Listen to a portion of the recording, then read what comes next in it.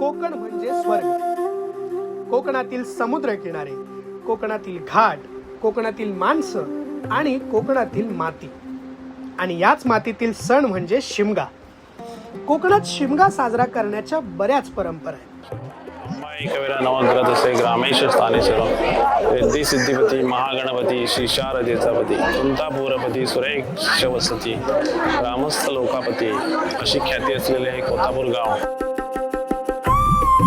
एकविरा देवीची पालखी मंदिरातून निघते आणि त्यांच्या ठरलेल्या वाटेवरून येते ती सरळ होळीच्या मांडावर. या कोतापूर गावामध्ये सर्व जाती धर्माचे लोक एकत्र येऊन हा कोतापूर गावचा जो सार्वजनिक शिमगोत्सव आहे तो दरवर्षीप्रमाणे साजरा करतात.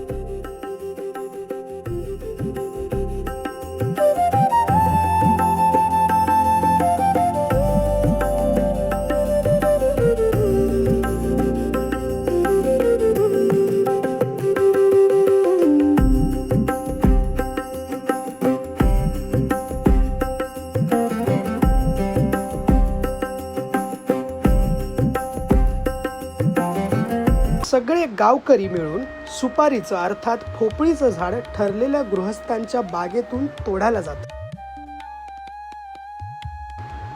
मानकरी चांगलं झाड बघून त्यातलं एक झाड निश्चित करतात.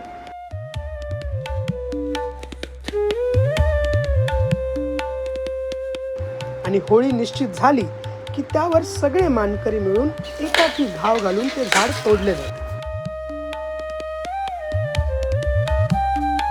त्यानंतर सगळे गावकरी मिळून तीच होळी संपूर्ण गावभर अगदी होलिओ होलिओ करत नाचवतात.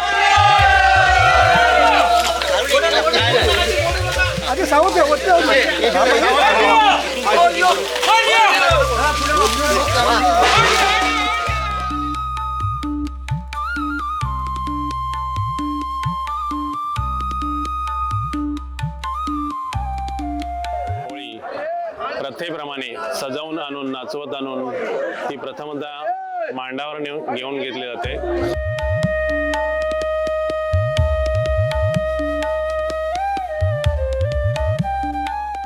मग सगळ्या गावकऱ्यांच्या साहाय्याने होळी केली जाते उभी.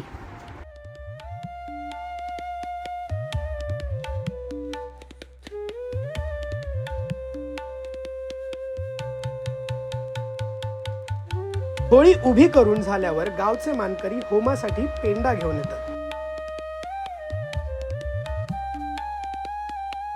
होम लागतो. सगळे होळीच्या पाया पडतात.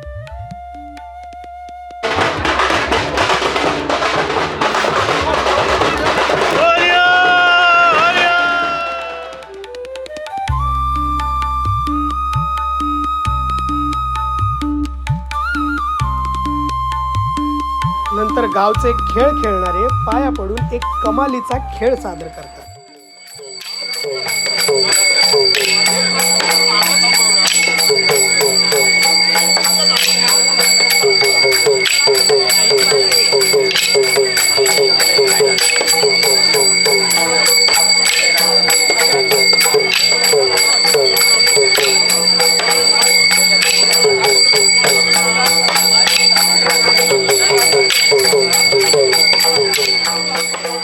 हो, खेळे या विषयावर अर्थात देव खेळे या विषयावर आम्ही ऑलरेडी एक व्हिडिओ अपलोड केला, तो नक्की बघा.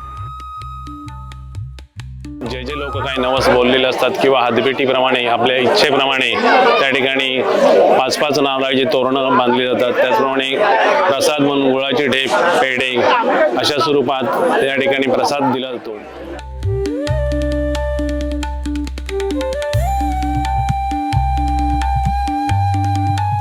नंतर त्या होमाची राख लावून देवीच्या पाया पडून चाकरमानी आपली वाट धरतो.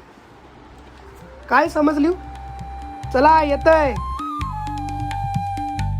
ते म्हणतात ना, ओढ म्हणजे काय ते जीव लावल्याशिवाय कळत नाही आणि कोकणातील शिमगा हा काय बघितल्याशिवाय समजत नाही. चला येतय.